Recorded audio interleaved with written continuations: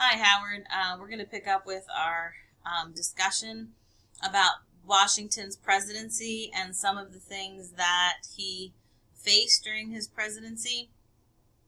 I believe in our last video we covered the fact that because the French Revolution had turned bloody and what was once supported by the Americans, now we could no longer support because they had actually killed their king and their queen, which is not something we even looked to do when we were in our revolution from King George III. And then they had turned it on to rich families, what we call the aristocracy, people who had been not burdened with the tax debt that the common people were. So they had decided to eradicate all rich people, and America could no longer support it. So Washington refused to give aid, especially when Great Britain decided that they needed to go to war with France in order to stop their revolution. So anyway, Washington had issued a proclamation of neutrality because we were expected to reciprocate our support for the French Revolution as they had supported us in ours. But we were not financially or even militarily prepared to go to war with such great giants like France and Britain. So Washington basically set up a policy of isolationism, which said we are not going to get involved in this war. If it doesn't involve American citizens and American interests, then we will remain neutral. We'll continue to trade with you. We'll continue to support you in other ways, but we're not going to support you in the war. This brought on Genet.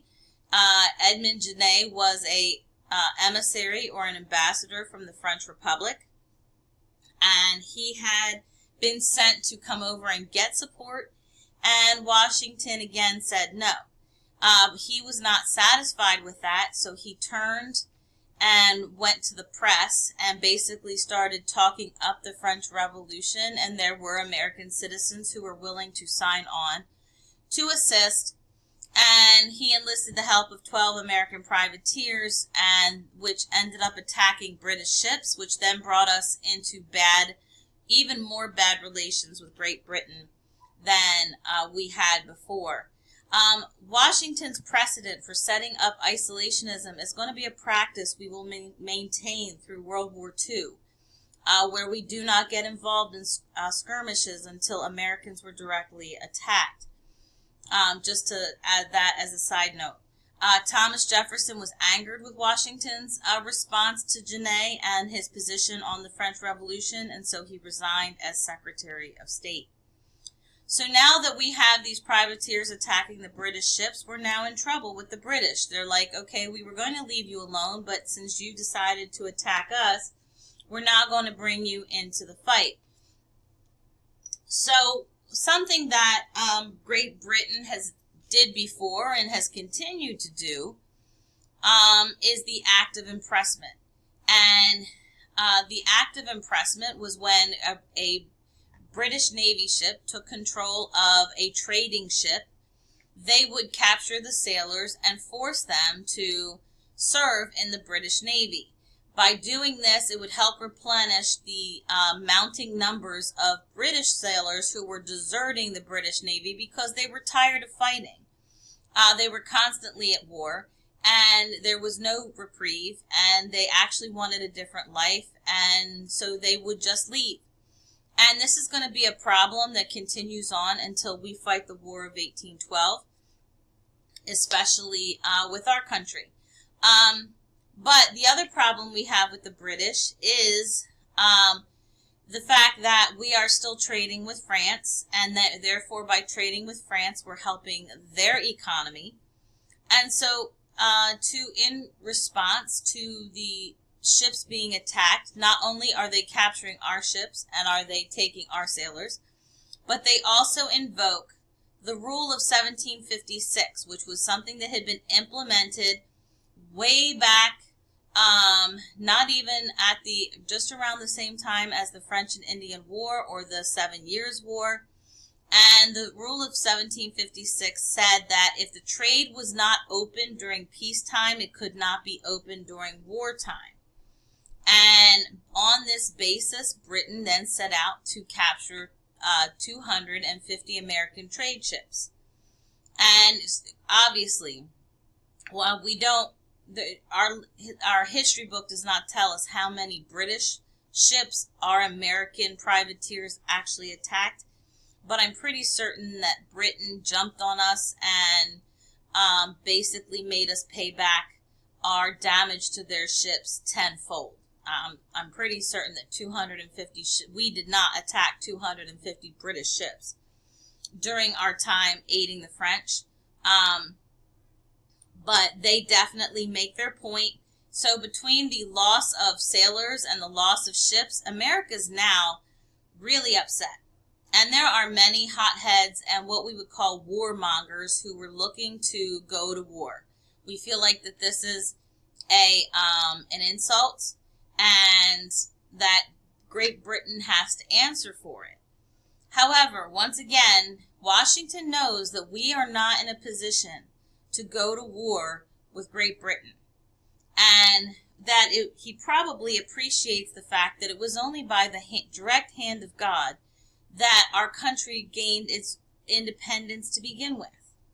Because if circumstances had not been what they were during the Revolutionary War, and the French arriving to aid us at the right time, our American story could have been quite different. And so cooler heads prevail, and Washington decides to send John Jay, a very seasoned diplomat. He had been used on many times by our government to go over and serve as a foreign minister to the British, to the French. And so he was sent to go to Great Britain to negotiate a treaty that would settle these conflicts at sea.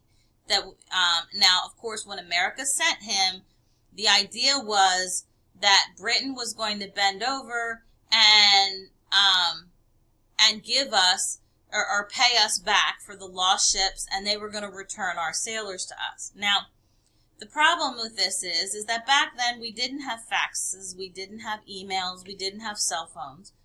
And the trip to England was typically, even just getting on a boat and getting to England was several weeks. And then getting an audience with a British emissary was probably, several weeks more. So whoever we sent had to be able to make whatever decisions they could without the input of the president or the Congress. They had to be able to do it on their own. And people were not happy with the way that John Jay had negotiated this treaty.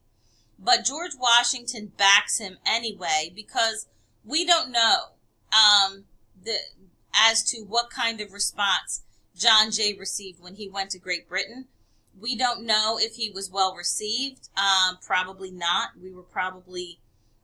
He probably did not get a warm welcome, because Britain was still pretty sour about the Revolutionary War, and they're sour about the fact that we even sided with France. Even though we really didn't side with France, it was just those mavericks who signed under Genet. So, in this treaty, America agrees to pay its remaining debt to Britain, and it also agrees to limit its trade with France. So, obviously, limiting trade means that it's going to affect American citizens' pocketbooks. Their income is going to go down because we're no longer trading with France or with the French West Indies, and people are not going to be happy about that. In response, the British, they agree to abandon their northwest forts, and I've mentioned this a couple of times, that even though British abandoning their positions or their holdings here in the Northwest Territory after the Revolutionary War, that did not happen. It was agreed upon at the Treaty of Paris, but they never did it because they wanted to keep their fur trading businesses going. So now the British agree that they will finally pull out of the Northwest forts, And they do agree to pay for the captured U.S. ships, but nothing is addressed about the sailors and whether or not the sailors are going to come home or whether or not they're going to be released from the British Navy. The other thing it did not address was the fact that it was the British who were providing the Indians with weapons in order to attack the settlers in the West. So it didn't address that. So there were two key things it didn't address, and that also made Americans unhappy. And the last thing that the British agreed to was that rather than us trading with the French West Indies, we should trade with the British West Indies.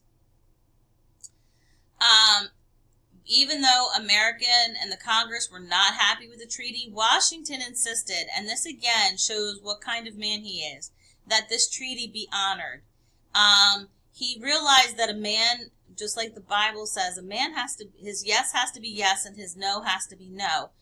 And once a man gives his word, he has to live by it, whether he's happy with the end result or not. He has to honor the commitment that that treaty made.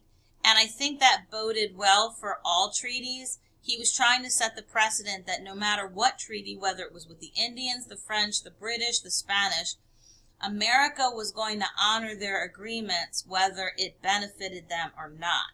And this was a very important precedent. Now, unfortunately, not all Americans followed his example, but he, knowing that he was the leader of our country, definitely laid that precedent out.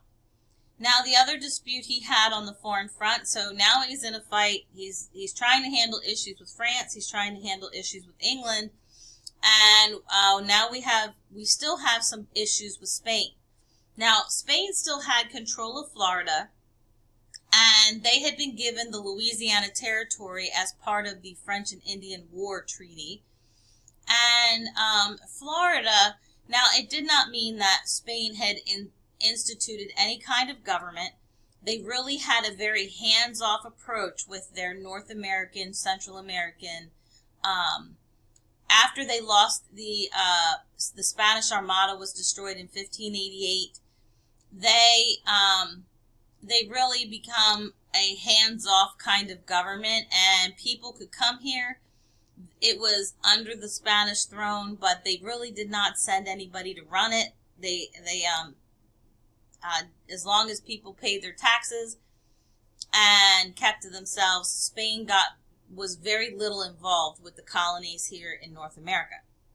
So, what was Florida like? Well, Florida was full of the Seminole Indians who were angry at us because they had been kicked out of Georgia and they had gone south and they were not appreciative of the broken treaties, the bad treatment. So they were down there. You had runaway slaves that, again, not appreciating their treatment. And again, who can blame them?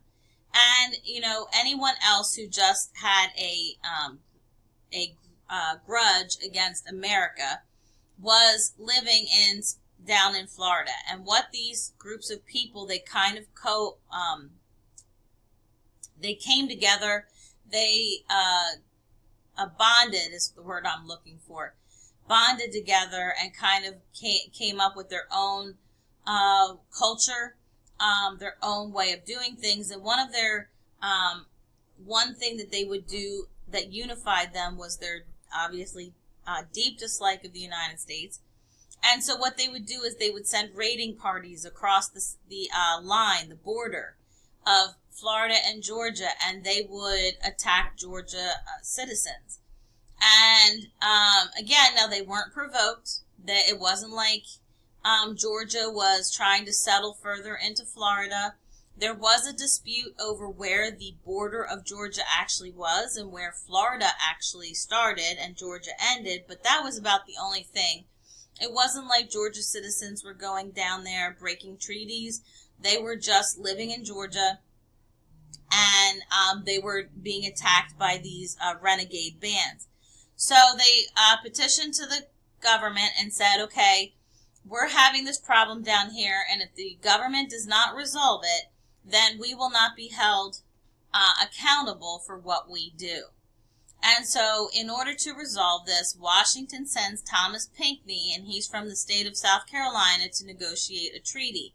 Now, his treaty is going to be very popular, and that's where I'll pick up in the next video.